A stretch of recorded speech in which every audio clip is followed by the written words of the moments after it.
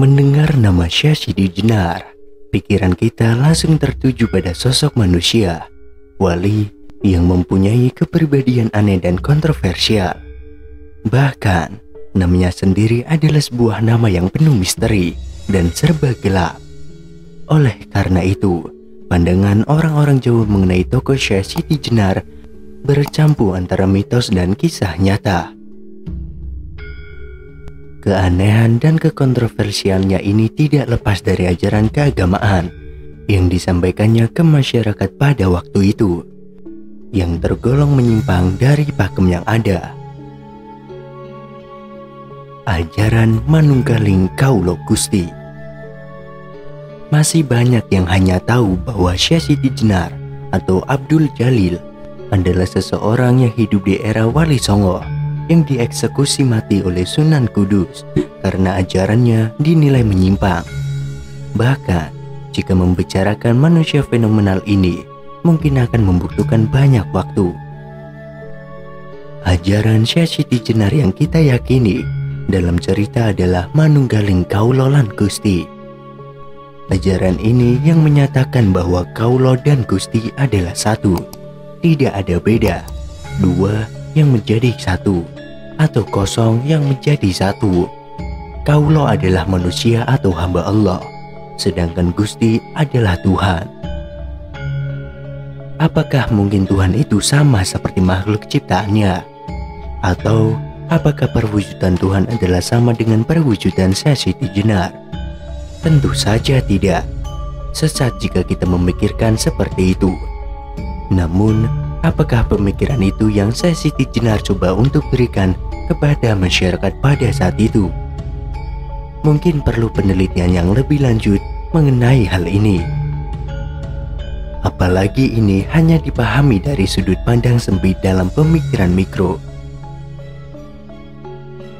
Intermezzo dahulu sebelum pembahasan yang lebih dalam.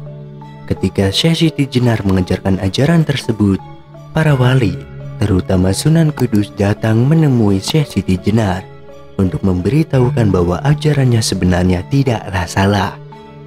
Namun, masyarakat belum siap untuk menerimanya itu, apalagi penyampaiannya di depan umum.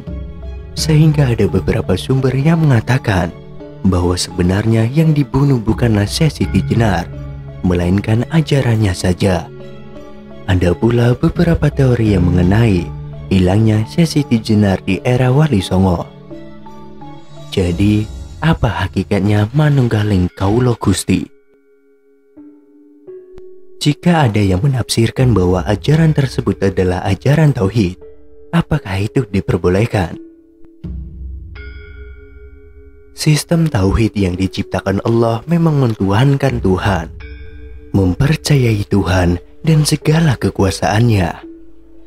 Sama seperti tafsir tauhid dari manunggaling Kaulo Gusti, yang berarti hanya ada Allah dalam dirinya, karena hatinya dan Allah sudah menyatu. Hatinya sudah dipenuhi dengan keagungan yang maha agung.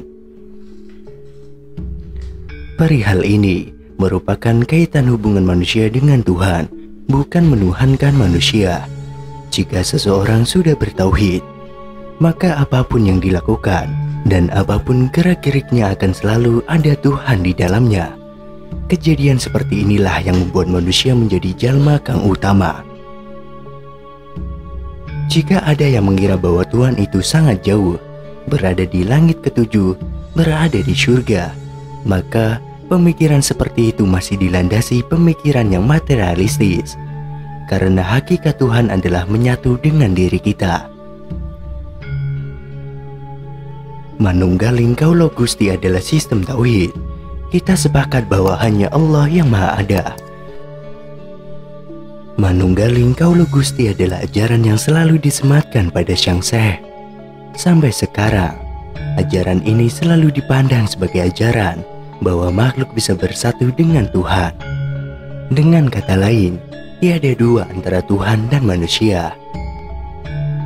Ada sebuah film tentang Syekh Siti Jenar yang menceritakan bagaimana lika-liku perjalanan sang Syekh hingga menemui ajalnya. Bermula saat sang Syekh tidak mau menghadap Raja Demak dan menghadiri sidang wali. Atas putusan raja dan Dewan Wali diutuslah beberapa orang yang meminta sang syekh datang.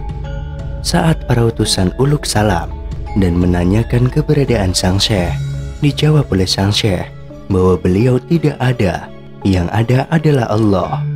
Kemudian para utusan kembali berkata bahwa mereka ingin bertemu Allah.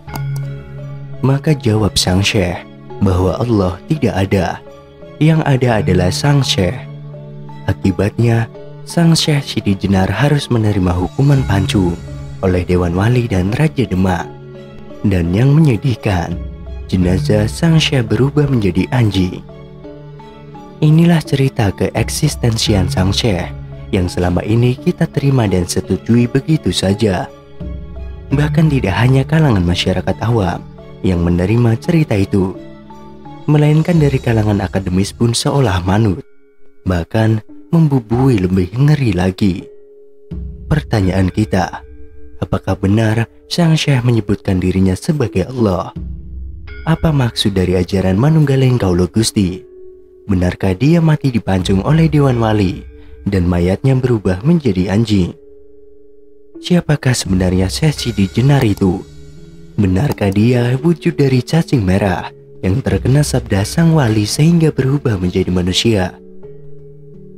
Ajaran Manunggaling Kaulo Gusti yang dituturkan oleh Syekh Siti Jenar sebagaimana yang tertulis dalam buku ini, hakikatnya bukanlah seperti yang dipahami masyarakat pada waktu itu dan sekarang ini. Beliau mengakui memang pernah mengatakan ingsun sejatining Gusti Allah.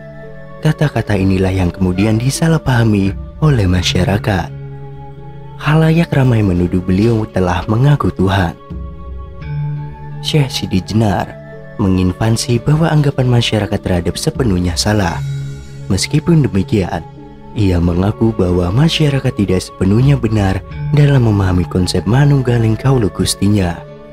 Menurut beliau, sejatinya konsep Manunggaling Kaulo Gusti sedikit banyak serupa dengan konsep insan kamil atau manusia purna yang digagas oleh Ibnu Arabi. Kemiripannya terletak pada kemenyatuan manusia dengan Tuhan. Meskipun memiliki kemiripan dengan konsep insan kamil, tetapi sebetulnya ada perbedaan konsep dengan ajaran Manunggaling Kaulo Gusti. Menurut sang Syekh, pada dasarnya Tuhan telah memberikan anugerah yang sama kepada setiap manusia. Setiap manusia adalah bagian dari Tuhan. Ibarat air di samudera luas, manusia adalah molekul air yang ada di dalamnya. Molekul-molekul air ini merupakan bagian dari air samudera tersebut. Artinya, manusia telah teranugerahi sebagai cermin Tuhan.